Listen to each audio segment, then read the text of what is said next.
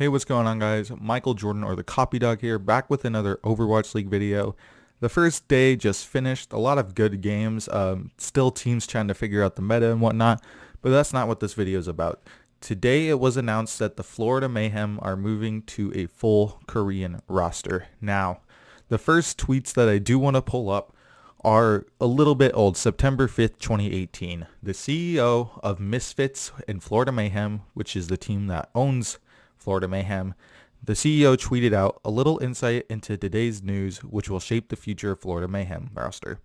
For a month of August, we ran trials in NAEU Korea with over 50 players, including every single Season 1 Mayhem player. No job was safe and everyone competed. And then a fan responded, "As much as I am hoping for a Western roster, I already know the Koreans are too strong. Hopefully we can get the nice color scheme change at least." And then he responded, "We will not be fielding an all-Korean roster." Okay, so let's read what the Florida Mayhem had to say. Florida Mayhem roster update. Changes coming into Stage 2. April 4th, 2019. Hey, that's the day I'm recording this, or yesterday for you watching. Coming into the 2019 Overwatch League season, we made a series of changes to this Mayhem roster in order to start the year strong. We're here to win, and we've not lost sight of that. We're disappointed with our competitive performance to date and are committed to iterating and evolving until we can compete with the best teams in Overwatch League and bring home a championship. Sorry, I wasn't supposed to laugh at that. We have faced multiple issues with communication and overall team synergy. In part due to lack of common language among players and coaching staff, we spent a lot of time developing better communication together as a team. But when it comes down to playing on stage, even the slightest miscommunication can result in a loss. It's important that our players are able to focus on improving strategy, effective communication, and teamwork.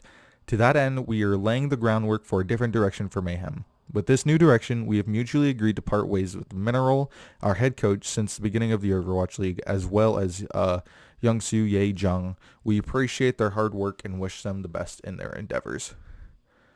And then Bare Hands, the assistant GM, had to say, "I'm really excited about the changes you'll see starting Stage 2 and continuing throughout the 2019 season. We are laying a stronger foundation that will allow us to improve in the short term, but more importantly, will prepare us to build a more successful organization in perpetuity." I don't know how to say that word.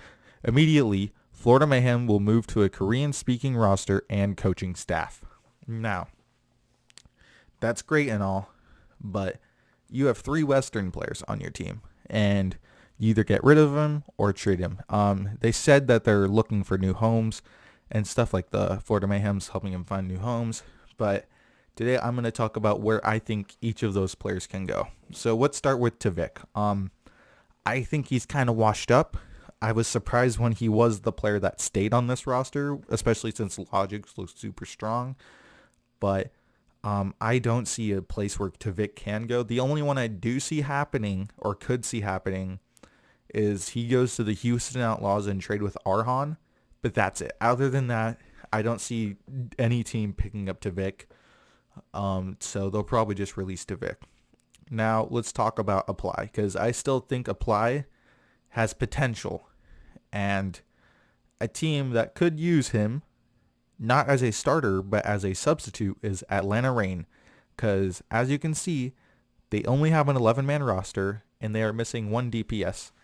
And they're missing a flex DPS. So all I'm going to say is they should think about getting Apply, especially since they're just trying to get rid of him. Probably be a cheaper buyout. Why not? I'd like to see Apply on this roster. I think he'd look good in red. I still think that he has potential.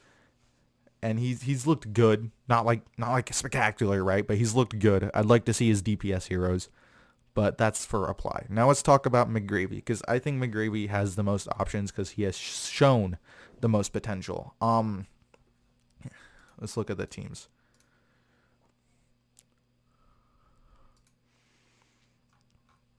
Now, as soon as I heard about this, the first thing I said was Washington Justice need a flex tank.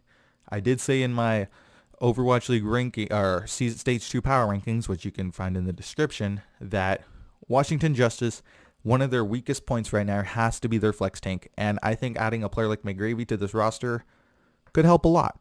So that is the first place I can see him going.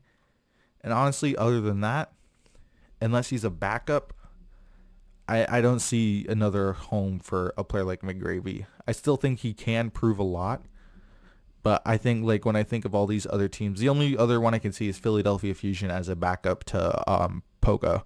But other than that, I think Washington Justice should do this. Like they should get McGravy. That's what I'm gonna say. I did tweet it out, but I seriously think that McGravy would fit well with this roster. This is so.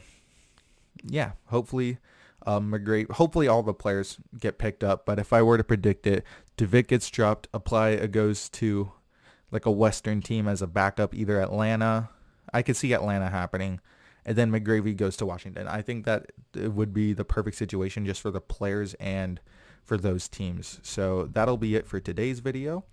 Thank you so much for watching. If you do enjoy Overwatch League content, be sure to subscribe, and I'll see you next time. Peace.